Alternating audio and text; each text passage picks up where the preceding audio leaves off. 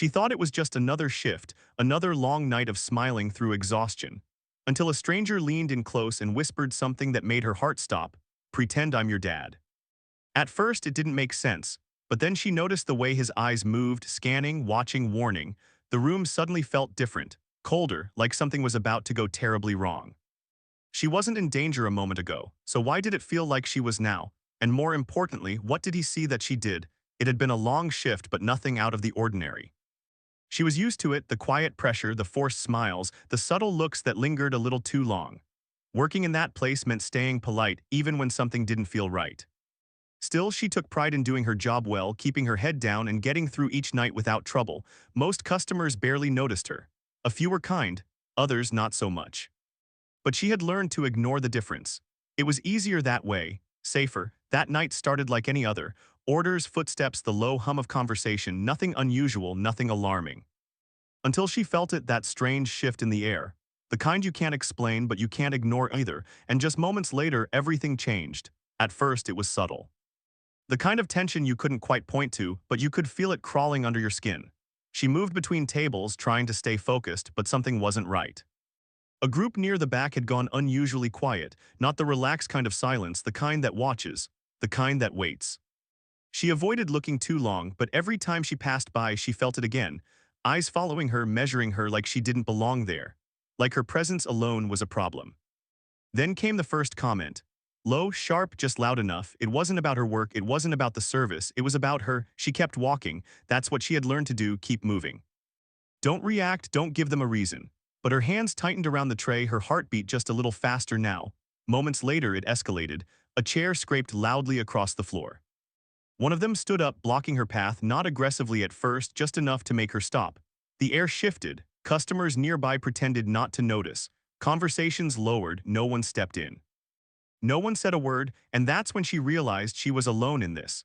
He leaned slightly closer, his expression unreadable, but his tone carried something colder than anger. It wasn't loud. It didn't need to be. Every word landed heavy, deliberate, like he knew exactly how far he could go without anyone stopping him. Her chest tightened. She wanted to step back, but her feet felt stuck in place. Every instinct told her to leave, to call for help, but another voice, quieter and more familiar, told her to stay calm, not to make it worse. Because sometimes making it worse didn't take much. Then laughter, not friendly, not casual, the kind that spreads quickly, feeding off itself. The kind that turns a moment into something bigger, something dangerous. She could feel it building now. The tension wasn't hidden anymore. It was out in the open, growing, shifting, pulling attention without anyone daring to interfere. And just when it felt like it couldn't get worse, it did. One sudden movement, her tray slipped. Glass shattered against the floor. The sharp sound cut through the room like a warning no one could ignore anymore. For a split second, everything froze. Then all eyes turned to her, not with concern, not with understanding, but with judgment. And in that moment, the situation flipped. It wasn't about what they were doing anymore. It was about her. The whispers started, the looks changed, and somehow, impossibly, she became the problem. Her breath caught as she tried to steady herself, but the weight of it all pressed down harder with every second. She could feel it slipping out of control, and that's when she saw him again. The man from earlier, watching, not reacting, not speaking, just observing everything with a focus that didn't match the chaos around him, like he had been waiting for this moment. Like he already knew how this would end, and that's when the fear truly set in, because if he wasn't surprised, then what exactly was about to happen next? The room had already turned against her, but then it went further. A voice cut through the tension, louder this time, sharper, accusations. Not about the shattered glass, but about her attitude, her presence, the way she carried herself. It twisted the moment into something else entirely, something uglier. She tried to speak, to explain, but the words wouldn't come out right. Her voice felt small, drowned beneath the rising noise, and the more she struggled, the more it fed them. Then someone called for management. That's when the fear hit its peak, because she knew how this usually ended, not with understanding, not with fairness, but with blame placed exactly where it was easiest. The manager stepped in, eyes scanning the scene, the broken glass, the crowd, the tension. But the story had already been shaped before he even arrived, and it wasn't in her favor.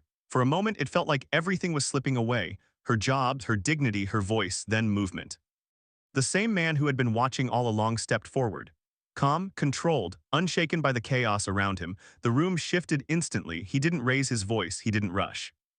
But there was something about his presence, something firm, something undeniable that cut through the noise like silence after a storm. All eyes turned to him, and then he spoke. Not loudly, but with a certainty that made everyone listen.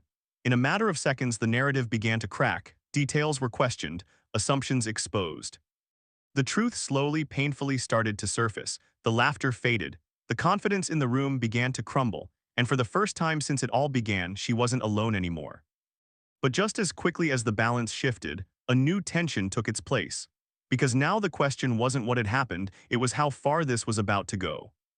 The silence that followed felt heavier than everything that came before. One by one, the voices that had filled the room disappeared.